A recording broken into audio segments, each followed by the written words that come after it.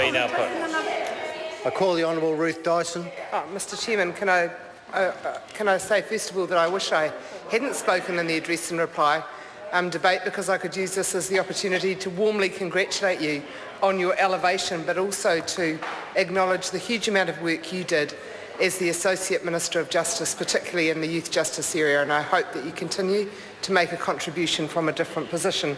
We're speaking on Clause 4 of the Parental Leave and Employment Protection 6 months paid leave amendment bill, and I see that there are several amendments that have been tabled as supplementary order papers which have yet to be discussed, and I look forward to some discussion on them.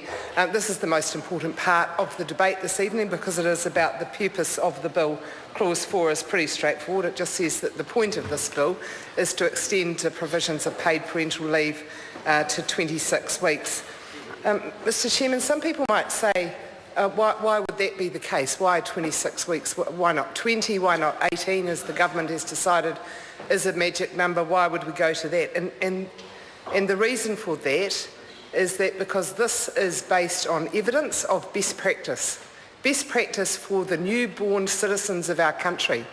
And I can't imagine how the national members can say that they know better than the World Health Organization in terms of how to make sure that our newborn babies have the best start in life.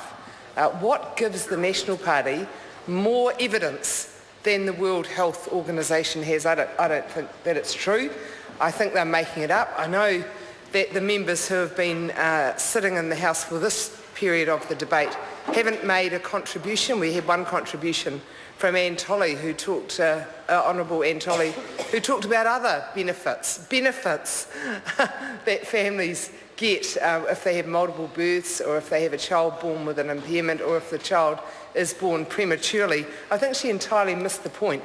But actually the Honourable Anne Tolley did quite a vitriolic speech in opposition to paid parental leave when it was originally introduced. I can recall it very clearly, along with others, Nick Smith and Catherine Rich were others who contributed in that debate. It was pretty awful. They adamantly opposed the introduction of paid parental leave at the time. The National Party is on the record opposing the introduction of paid parental leave.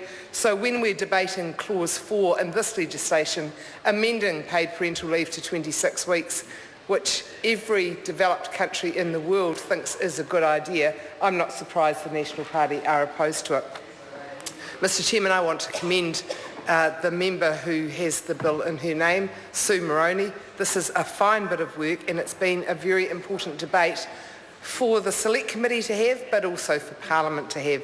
The fact that it's taken 2 years and 2 months and 3 weeks to get to this stage is probably the fault of the committee.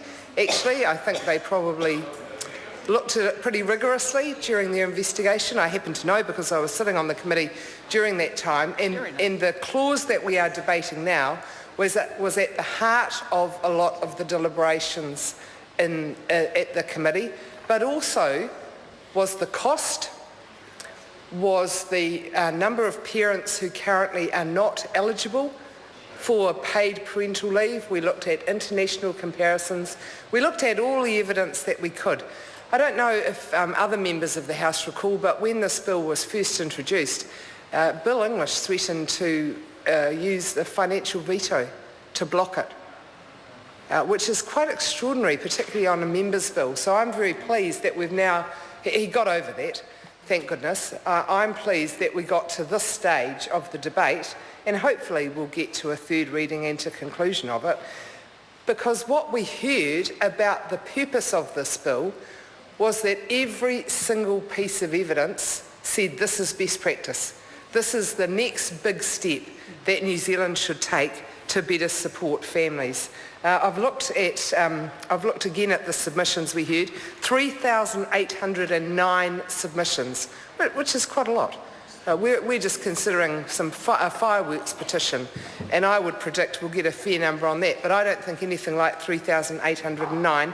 99.6% of the submissions that the Select Committee heard supported the purpose of this bill and the detail of it, and said this is the way to go.